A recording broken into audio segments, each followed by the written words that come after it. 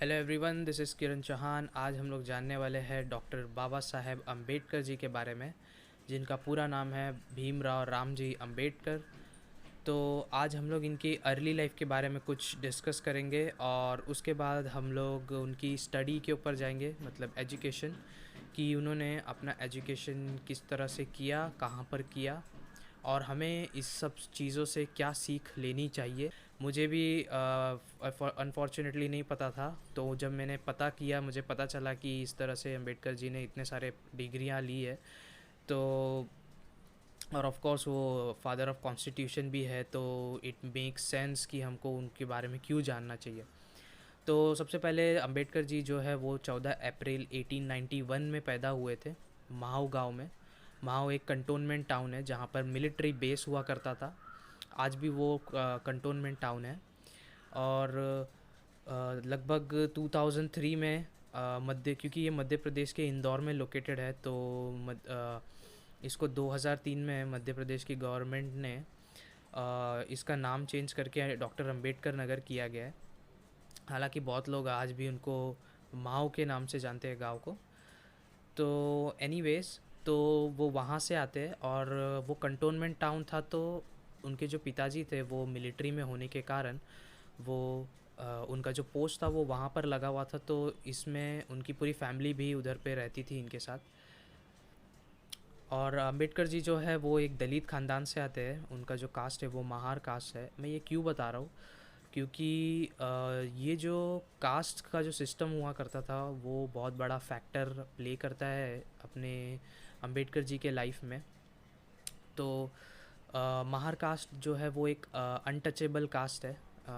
इसका मतलब ये है कि छूत अछूत की जो पहले प्रॉब्लम हुआ करती थी, तो वो अंबेडकर जी ने भी अपनी लाइफ में देखा है। और अंबेडकर जी ने अपनी लाइफ में आगे जाके इसके ऊपर बहुत सारी लड़ाइयाँ लड़ी है। आई मीन कि अनटचेबिलिटी को ख़त्म करने के लिए उन्होंने मुहिम बहुत सारी की थी और बहुत सारे प्रोटेस्ट वगैरह भी उन्होंने किए थे। हालांकि हम लोग उसमें नहीं जाएंगे, वो बहुत ही डिफरेंट चीज़ है। और आज हम लोग बात करने वाले उनकी एजुकेशन के बारे में। उनके एजुकेशन के बारे में तो मतलब जब भी मेरे को पता चला तो मैं तो शॉक हो गया कि इतना मतलब उस टाइम में इतनी डिफ़िकल्टीज़ होने के बाद भी उन्होंने इतनी सारी डिग्रियां हासिल की है, इतने पढ़ाई की है उन्होंने, इतना मेहनत करके उन्होंने मेहनत तो की है और उसके साथ साथ उन्होंने जो अपनी एजुकेशन है उसका इस्तेमाल भी किया है। आप सबको पता है कि कॉन्स्टिट्यूशन के फादर है इंडिया के और फर्स्ट लॉ मिनिस्टर भी इंडिया के रह चुके हैं। तो हम लोग उनके बारे में, अर्ली लाइफ के बारे में कुछ हम लोग बात करेंगे, उसके बाद हम लोग एजुकेशन पे धीरे धीरे जाएंगे। तो सबसे पहले अंबेडकर जी जो है वो यहाँ से जब माऊ माऊ टाउन में जब वो पैदा हुए थे, उनके जो फादर है वो मिलिट्री में थे, तो एज अ सूबेदार का उनका रोल था। तो क्या होता है कि 1894 में अंबेडकर जी के पिताजी का रिटायरमेंट होता है, तो वो सारे पूरी फैमिली है वो शिफ्ट हो जाती है रत्नागिरी में। रत्नागिरी के एक दापोली गांव में शिफ्ट हो जाते हैं, वहाँ पर 2 साल रहते हैं। और 2 साल रहने के बाद मतलब अर्ली लाइफ जो अंबेडकर जी की जो थी, उन्होंने दापोली में ही, ऐसा बोला जाता है कि उन्होंने अपनी अर्ली एजुकेशन शुरू कर दी थी। उसके बाद 2 साल रहने के बाद वहाँ से वो शिफ्ट होते हैं सातारा में। सातारा में शिफ्ट होने के बाद ही अनफॉर्चुनेटली उनकी मदर जो है उनकी मृत्यु हो जाती है इलनेस के, सॉरी, उनके इलनेस के कारण। और इलनेस होने के उनके मृत्यु होने के वजह से उनकी जो बुआ होती है अंबेडकर जी की, मतलब उनके फादर की बहन है, वो आ जाती है बच्चों का देखभाल करने के लिए। इसके लिए आती है बिकॉज़ उनके जो फादर है उनका कोरेगांव में एज अ कैशियर की नौकरी लगती है। तो क्योंकि कोरेगांव थोड़ा दूर है और आना जाना भी मुश्किल होता, तो वो कोरेगांव में ही शिफ्ट हो जाते हैं रहने के लिए।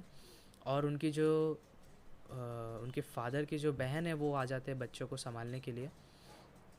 तो यहाँ मैं बता दूं कि अंबेडकर जी के टोटल 7 भाई बहन हैं अंबेडकर जी को मिला के, जिसमें से अंबेडकर जी सबसे छोटे हैं। हालांकि अंबेडकर जी के फैमिली में टोटल 14 चिल्ड्रंस थे, जिसमें से 7 चिल्ड्रंस जो थे उनकी अर्ली एज में ही मृत्यु हो जाती है, पैदा होने के कुछ महीनों बाद ही। तो 7 बजते हैं। अम्बेडकर जी सबसे छोटे होते हैं। तो रत्नागिरी में जो है उन्होंने रत्नागिरी बोल रहा हूँ, सातारा में जो है उन्होंने अपनी अर्ली एजुकेशन शुरू कर दी।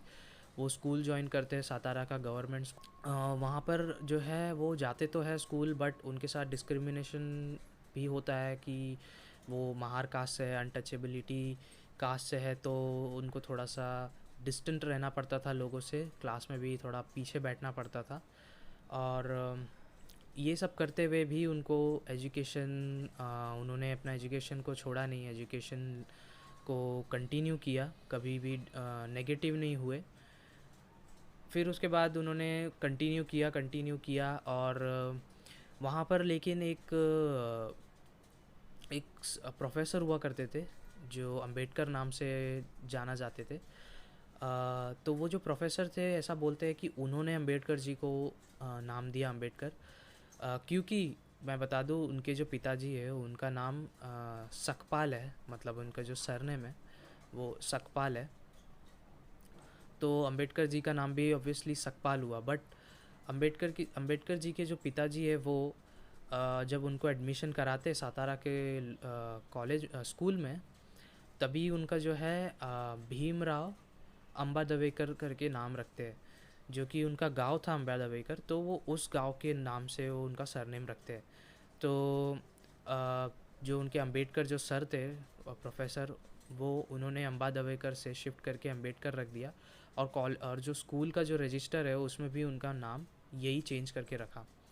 उसके बाद जो बोलते हैं कि इनका जो रिलेशन था, मतलब जो बॉन्डिंग थी वो बहुत अच्छी थी। समटाइम्स जो है अम्बेडकर जी, मतलब जो प्रोफेसर थे वो उनके लिए, अम्बेडकर जी के लिए, भीमराव अम्बेडकर जी के लिए लाते थे, खाना वगैरह लेके आया करते थे।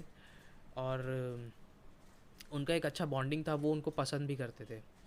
तो इस तरह से पढ़ने के बाद अम्बेडकर जी जो है पढ़ते हैं, और उसके बाद 1900 में 7 नवंबर को वो गवर्नमेंट की इंग्लिश मीडियम की गवर्नमेंट की स्कूल ज्वाइन करते हैं, जहाँ पर जो 7 नवंबर है वो उसको हम लोग महाराष्ट्र डे, महाराष्ट्र में ही as a student day celebrate करते हैं। तो ऐसा बोलते हैं कि 1900 के 7 नवंबर को वो जो है इंग्लिश मीडियम स्कूल ज्वाइन करते हैं सातारा का गवर्नमेंट स्कूल में। उसके बाद यहाँ पे वो पढ़ाई कंटिन्यू करते हैं और 1904 में वो शिफ्ट हो जाते हैं मुंबई में। मुंबई में शिफ्ट होते हैं, वहाँ पर बहुत ही छोटे से घर में उन लोग रहते हैं, बड़ा परिवार रहता है, छोटे घर में रहते हैं। लेकिन उनके जो पिताजी थे वो हमेशा एजुकेशन पे फोकस करते थे अम्बेडकर जी के, तो उनके लिए उन्होंने मुंबई शिफ्ट होने के बाद वो एल्फिंस्टीन स्कूल ज्वाइन करते हैं अम्बेडकर जी। एल्फिंस्टीन स्कूल जो है वो टाइम का बहुत हाई क्लास स्कूल था, तो वहाँ पर वो ज्वाइन करते हैं। और वहाँ पर ज्वाइन करने के बाद 1906 में अम्बेडकर जी जो है 15 साल के हो जाते हैं, तो उनकी शादी लगा देते हैं 9 साल की रमाबाई के साथ। उसके बाद 1907 में जो है अम्बेडकर जी अपना मैट्रिकुलेशन एग्ज़ामिनेशन पास करते हैं।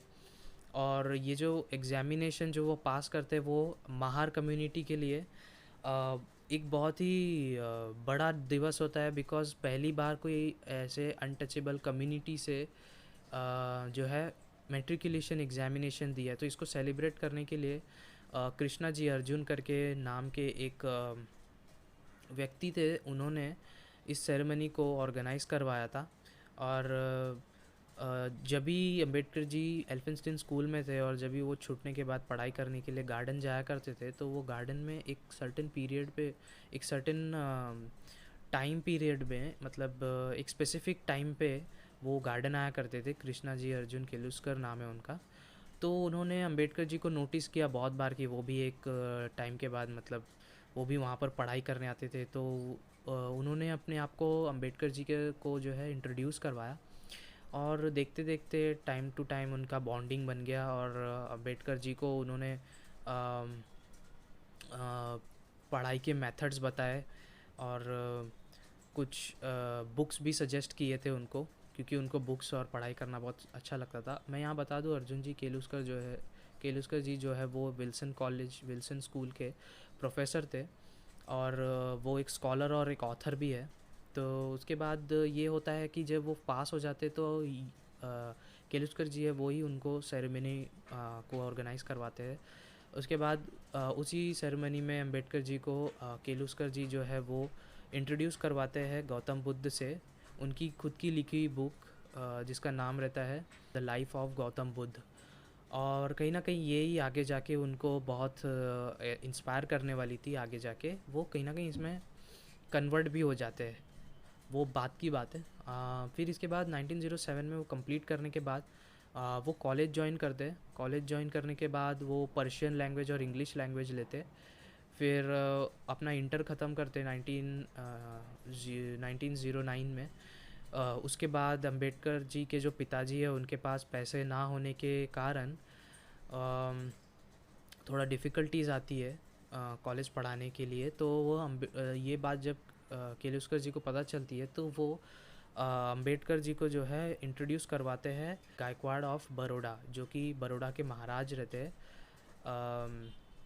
सयाजी गायकवाड़ नाम से। तो वो उनसे इंट्रोड्यूस करवाते हैं अंबेडकर जी को। कुछ वो गायकवाड़ जी कुछ क्वेश्चन पूछते हैं और अंबेडकर जी उसके आंसर्स देते हैं। तो ये इसके बाद अंबेडकर जी को वो प्रॉमिस करते हैं कि मैं तुम्हारे एजुकेशन का पैसा भरूंगा, मैं तुम्हें स्कॉलरशिप दूंगा, लेकिन तुमको प्रॉमिस करना होगा कि तुम एजुकेशन ख़त्म करने के बाद मेरे यहाँ पर काम करने आओगे। जिसके लिए अंबेडकर जी जो है हाँ बोल देते हैं। फिर अंबेडकर जी जो है वो बीए करते हैं इन पॉलिटिकल साइंस और इकोनॉमिक्स में। 1912 में वो अपनी एजुकेशन ख़त्म कर देते हैं और अर्ली 1913 में ही वो एज़ प्रॉमिस्ड वो बड़ौदा चले जाते हैं अपनी जॉब के लिए और एडमिनिस्ट्रेटिव का रोल उनको मिलता है। हालांकि जब ज्वाइन ही कर रहे होते हैं कि उनके पास एक लेटर आता है जिसमें बताते हैं कि उनके जो पिताजी है वो बहुत ही बीमार है। तो जिसकी वजह से अंबेडकर जी जो है मुंबई चले जाते हैं अपने पिताजी से मिलने के लिए।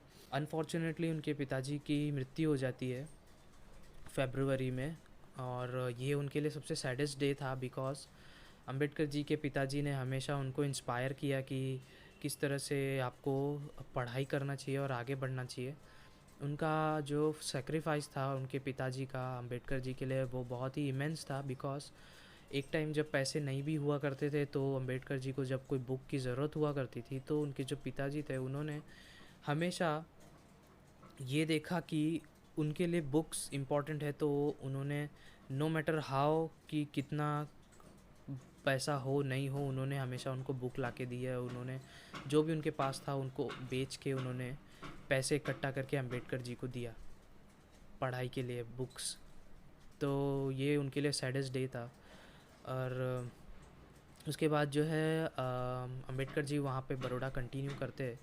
फिर जो गायकवाड़ ऑफ बड़ौदा है वो अनाउंस करते हैं कि एक स्कॉलरशिप का अनाउंस करते हैं हायर एजुकेशन के लिए कोलंबिया यूनिवर्सिटी में पढ़ाई करने के लिए, जिसको जो स्कॉलरशिप है वो अंबेडकर जी को दिया जाता है। अंबेडकर जी जो है उसी साल में जुलाई में वो अपना न्यूयॉर्क के लिए निकल जाते हैं और कोलंबिया यूनिवर्सिटी ज्वाइन कर लेते हैं जुलाई के तीसरे वीक में। और वहाँ पर शिफ्ट होने के बाद वो एक डॉर्म रूम में रहते हैं जहाँ पर उनको एक फ्रेंड मिलता है उनका नवल भतेना करके, जो कि वो उनके बेस्ट फ्रेंड बनते हैं और वो फ्रेंड फॉर लाइफ रहते हैं। तो वहाँ पर वो एमए करते हैं, MA in economics, political science, sociology, anthropology, history, philosophy. उसके बाद वहाँ पर वो अपना एजुकेशन कंटिन्यू करते हैं और उनका पहला वो जो है थीसिस भी लिखते हैं जिसका नाम होता है द एंशिएंट इंडियन कॉमर्स, जिसके वजह से उनको एक डिनर रखते हैं उनके अप्रिसिएशन में उनके थीसिस के लिए, स्पेशली अंबेडकर जी के लिए, जिसमें उनके फेलो स्टूडेंट्स और प्रोफेसर्स भी ज्वाइन करते हैं। उसके बाद अंबेडकर जी अर्ली 2016 में उनका सेकंड थीसिस जो है प्रेजेंट करते हैं। उस थीसिस का नाम था the national dividend of India. उसके बाद फिर वो तीसरा थीसिस अपना प्रेजेंट करते हैं। इस बार जो है वो सेमिनार कंडक्ट करवाते हैं। अलेक्जेंडर गोल्डन वाइजर नाम के प्रोफेसर होते हैं, एंथ्रोपोलॉजिस्ट रहते हैं वो। तो वो एक सेमिनार कंडक्ट करवाते हैं जहाँ पर अंबेडकर जी अपना पेपर पढ़ते हैं सबके सामने, the caste in India, their mechanism, genesis and development, इसके ऊपर, जिसकी वजह से अंबेडकर जी जो है वो उस चीज़ के लिए वो बहुत प्राउड होते हैं। और आगे जाके इन 2017 वो इंडियन एंटिक्वेरी जो कि एक जर्नल है उसमें भी वो पब्लिश करवाते हैं द कास्ट इन इंडिया के ऊपर। उसके बाद अंबेडकर जी जो है 1916 में उनका एमए ख़त्म हो जाता है